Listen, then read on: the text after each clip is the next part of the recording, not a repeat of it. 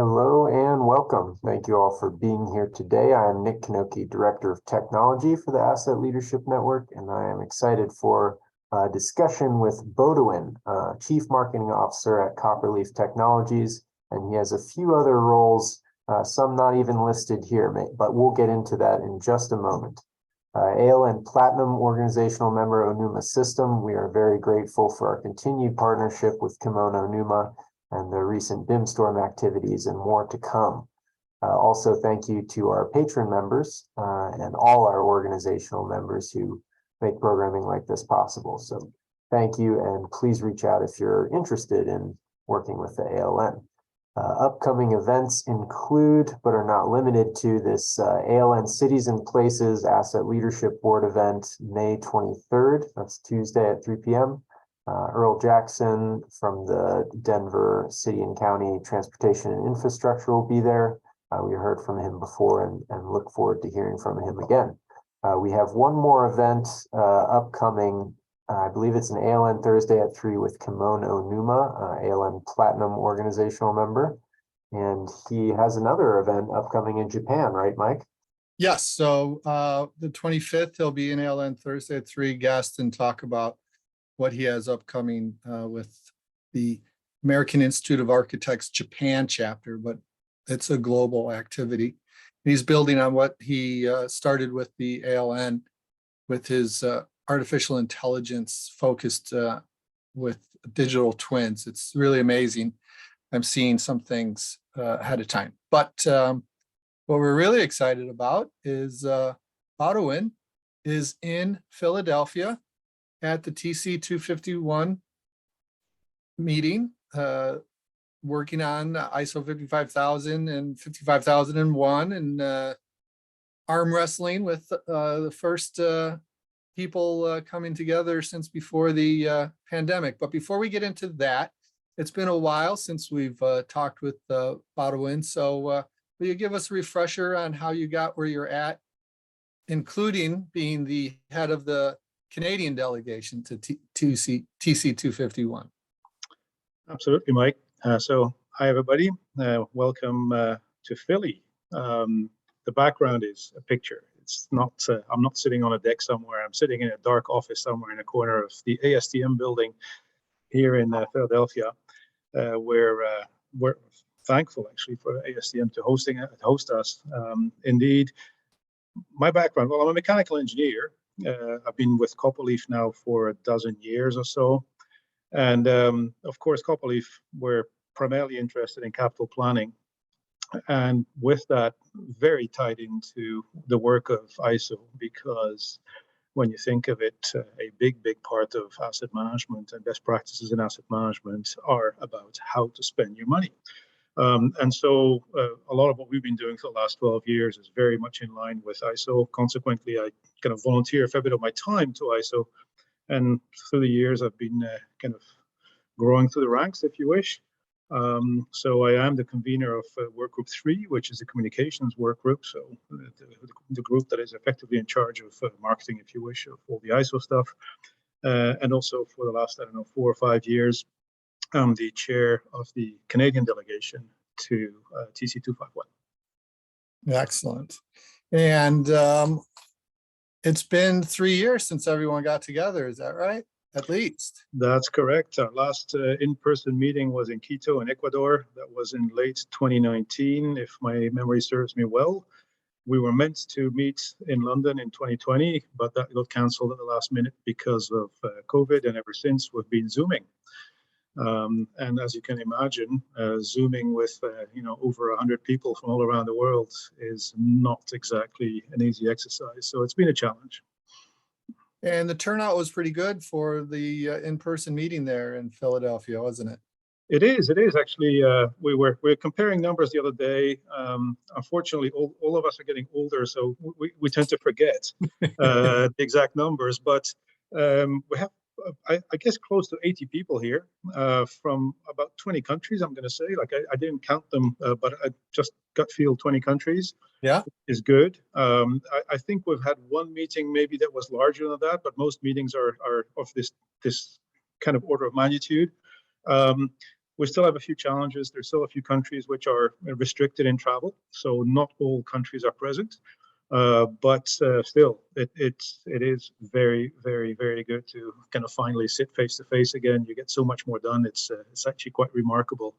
You know, a lot of the frustration that we were all kind of living with for the last 2 years, you know, just not being able to advance our work is pretty much gone. I think a lot of stuff got unstuck, and progress has been quite remarkable here. Excellent. Well, before we get into that, can we take a moment and talk about the process of creating an international consensus standard? That's quite mind-blowing. It is. And so the way it works is, let's assume for a second that you know, you, Mike, have an idea. You know, you actually want to create a standard, or you think that it's, you know, you have an idea worthy of a standard. What needs to happen then? And the way it's of course very process driven. It's all very transparent.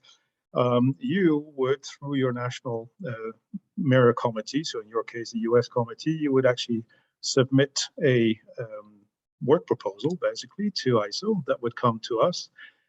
We have what we call a chairman's advisory group, which is effectively the chairs of every national committee plus the conveners. We tend to meet ahead of the big meetings like the one that we have here in Philadelphia. We look at these new ideas, and if they have merit, we actually will put them forward to the overall group in a plenary session, like we will have on Friday afternoon at the end of this week, to vote, basically, well, very simplistically.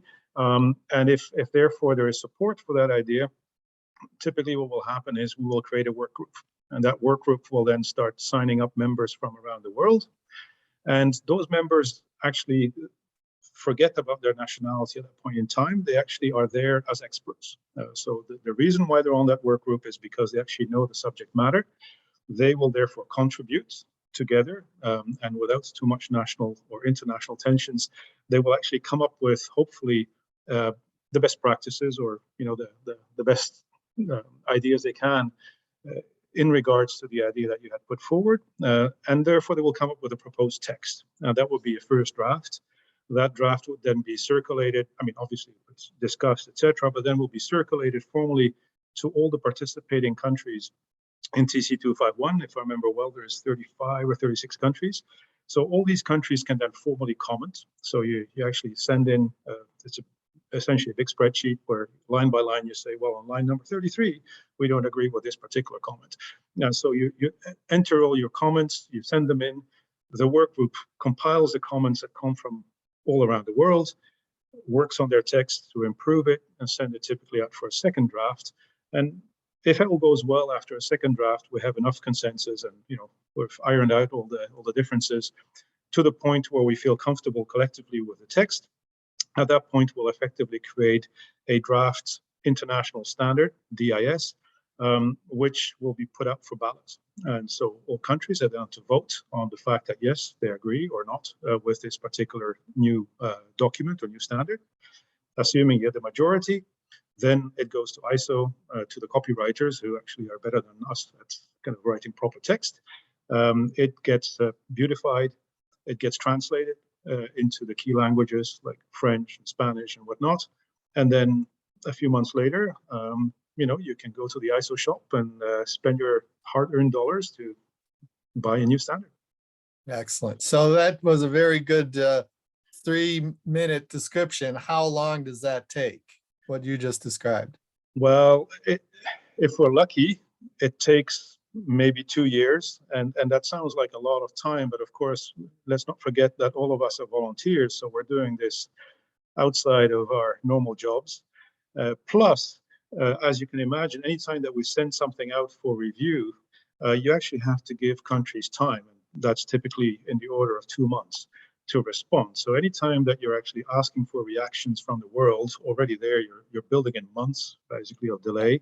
ISO itself needs time to translate and to proofread, etc. So let's say that let's give you 1 year of work and 1 year of bureaucracy. And after that, you have your standard. Now, that's the best of cases. Sometimes it just takes longer. because it's a complex matter or because we don't agree. So we actually need to work longer on the text to come to an agreement. And so I think the maximum that is allowed right now is 3 years. Okay. Well, we appreciate that volunteer work because ISO 55000, 55001 and 2 are just stupendous documents. When I read 55,000 and when I read them, I was like, oh, this is really good. So thank you for that work. So now let's get to the part where you're into right now, which is refining it. And it seemed to have gotten very universal approval. People liked it. I haven't heard anybody say it's a pile of crud. So it was received well, from what I understand. Is that the feedback you're getting at the TC? Yeah, so you're right. I don't think we've ever heard anybody or any country or any large group say like this is useless. I think everybody is pretty much in agreement that it is a useful document. It has been adopted with varied degrees of enthusiasm around the world, which often also ties in, of course, to the level of maturity of different markets, even before the standard arrived.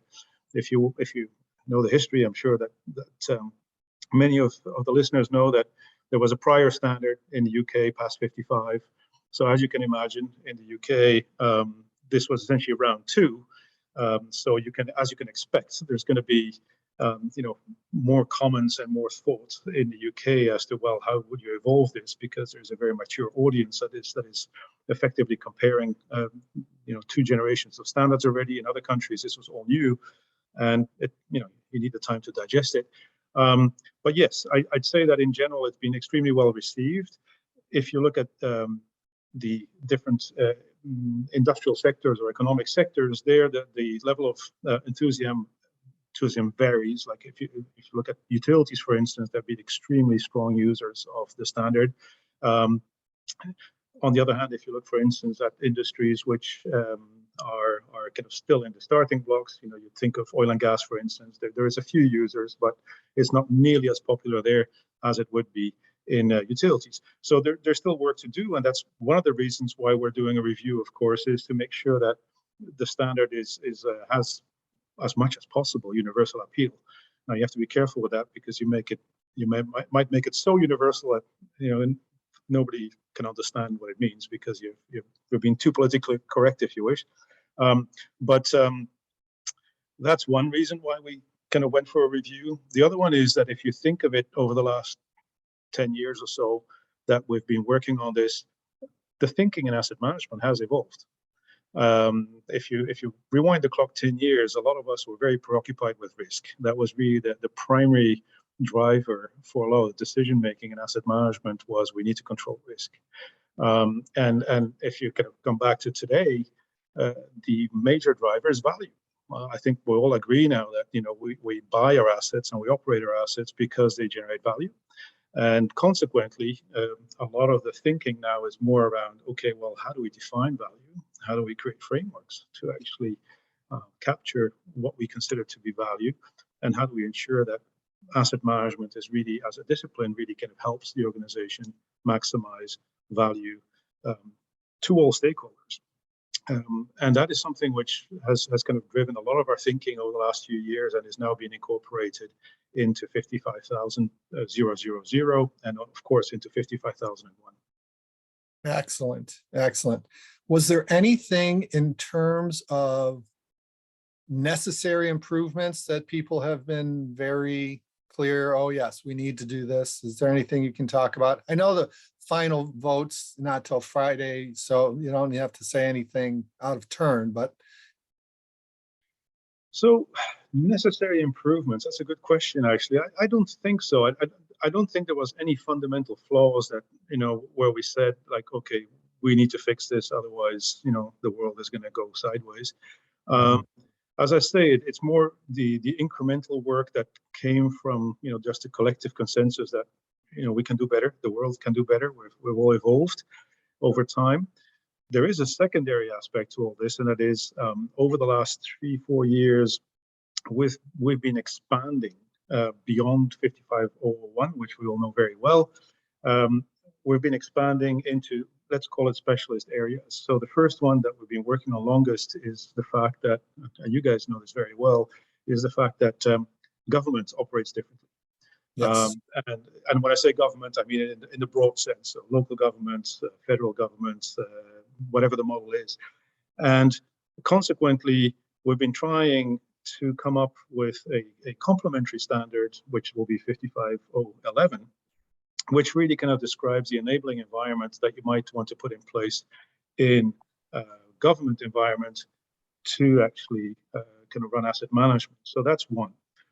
Two other ideas which have been working on for the last 2 years are important, increasingly important ideas. One is the fact that obviously asset management is reliant on people.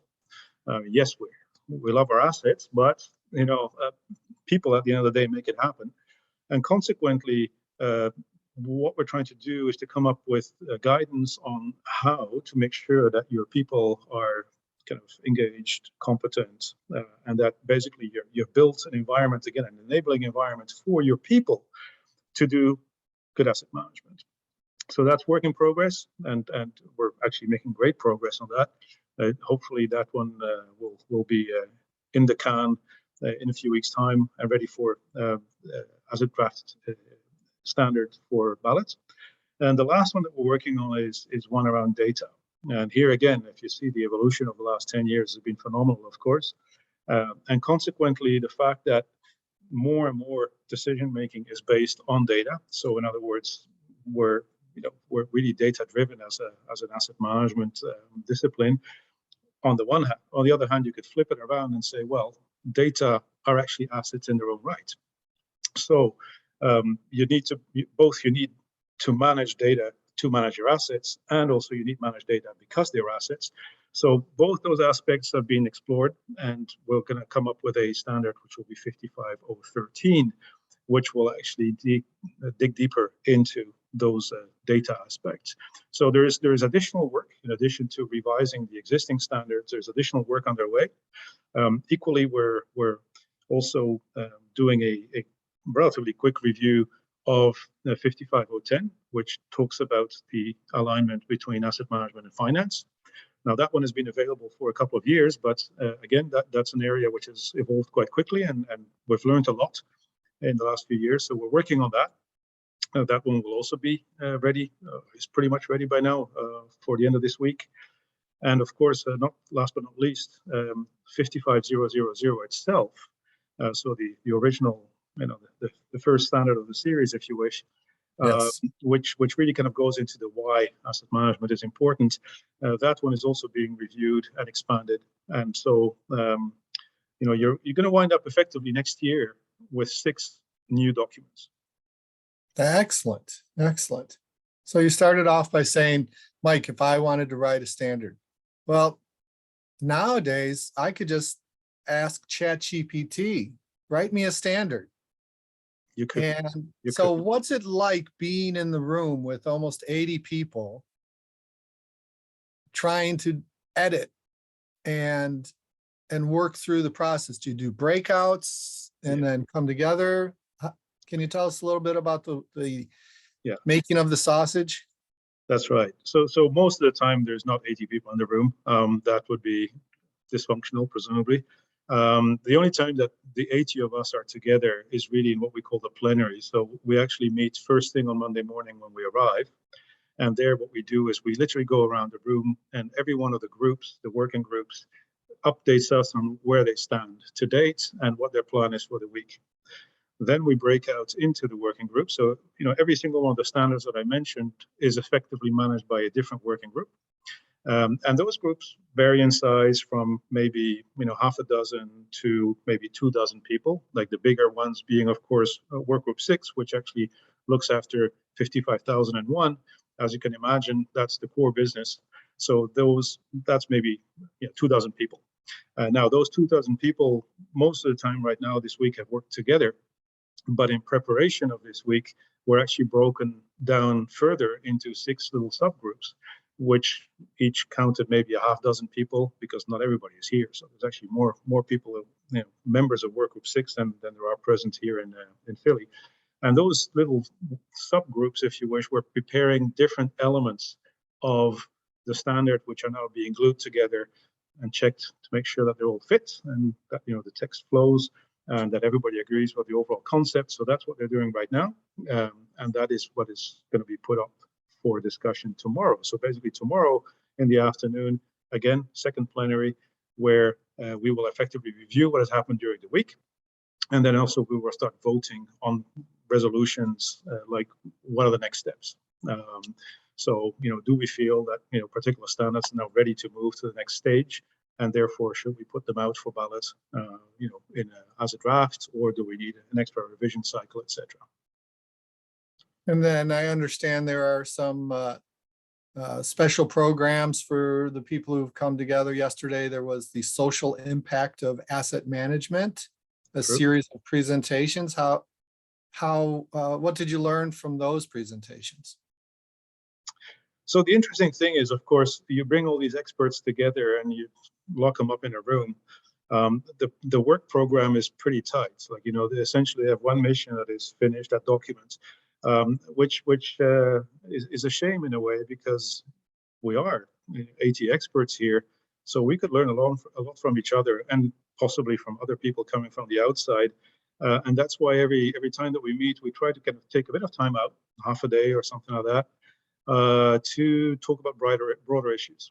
So yes, you're right. Yesterday we had the afternoon, or part of the afternoon, where we had a bunch of presentations, mostly around the fact that sustainability and social aspects are starting to kind of creep in, if you wish, into asset management, rightly so, and consequently, talking about what the forces are that are driving that, how does it actually affect us, and what are the possible answers that we could put forward. But to a large extent, what you're really doing is kind of having everybody think a bit outside of their little boxes, or outside of their documents, if you wish, so that the next round of work, which will start soon enough, we now have like some inspiration, if you wish, as to where to go next. Excellent. So the title of that series was called The Social Impact of Asset Management.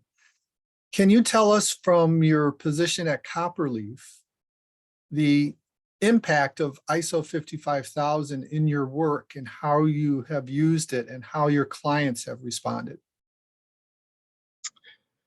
Well, if you go back in history, when we started writing capital planning software, very quickly we decided that we should name it C55, or Copperleaf 55. So you can imagine where the 55 came from. We very quickly came to the conclusion that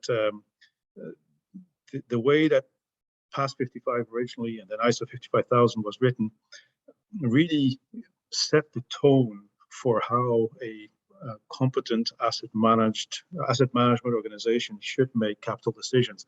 And so we really kind of embedded the principles of these standards in the way that we want the software to run. So in other words, if you run your capital planning processes through what's called C55, we've changed the name in the meantime because it was getting so complicated, so we had to break it up into different parts. But the idea was really, again, value-based decision making. So you need to build a value framework. You need to use for all your decisions. You are constrained, generally speaking. There's only so much you can do. And consequently, you're going to have to make choices. Those choices need to be informed. And also they need to be defensible, because especially if you're a utility, generally speaking, regulated economically, your economic regulator will want to understand how you came to those conclusions. Why did you pick particular projects over others? Are they really in the best interest of the public? Are you making the best use of public funds? So that is the kind of stuff that you're trying to advance through our software, and by extension, by applying the 55,000 principles. And the clients have responded well to this. They like the process you're guiding them through. Yes, I mean, for many of them, the proof is in the pudding, of course, and that is very easy for a regulated utility that is like, how much trouble am I having with my regulator? That's generally speaking the best thermometer. And of course, if they can come to the point where the regulator agrees with them on their investment strategy, well, then that's a big win. And so we see that more and more. That is, that the rigor of decision making, as both the principles of asset management and the underlying software that you're using to make those decisions are both improving. You're essentially coming to a better resolution with your stakeholders in general and with your regulator in particular. So with that, I think it's been a win-win for sure. Excellent. So we want to be very mindful of your time, so you can get back to what you're there in Philadelphia to do. Really appreciate you taking time out. Can you make any predictions on what you think is going to happen tomorrow, or is that putting you on the line too much? Well, I mean, if you read the temperature of the room, I'd say that maybe partly also because of the fact that we didn't see each other for 3 years. The mood is extremely positive right now. We're desperate to catch up after having spent 3 years arguing over Zoom. And so I think tomorrow will be a good day, as in I fully expect that all 6 of the standards will get to the point where we'll move them forward, which also means that we can expect them on the shelves within, say, 12 months, roughly speaking. We don't control this fully because, of course, ISO headquarters has its role to play and translators and whatnot. But let's assume for a second that roughly in a year's time we should see them on the shelves. Well, that's very positive. Thanks for that insight, and without putting yourself too much out at risk. That was a good overview. So thank you for joining us and taking time away from being with your colleagues. We really appreciate this. This is our first report live from TC 251 event. So thank you for that.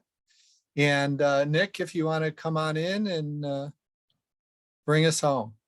Of course. Yeah, pleasure to listen to you speaking, Boudewijn, and look forward to seeing you again. I'm sure we will. And we just want to thank everyone who attended and thank our ALN Platinum organizational member, Onuma System, our patron members, and all our organizational members for making a program like this possible. So thank you for that. And stay tuned for upcoming events, including ALN Cities and Places Asset Leadership Board meeting on the 23rd. And a presentation with Kimon Onuma, a global event from Japan on the 25th, I believe. So you can find all information about those events and more on our website. Great. Thank you, Nick. And once again, Boudewijn, thank you so much for joining us and giving us the overview from Philadelphia. It was a pleasure. Thanks to all our attendees. Cheers. Bye.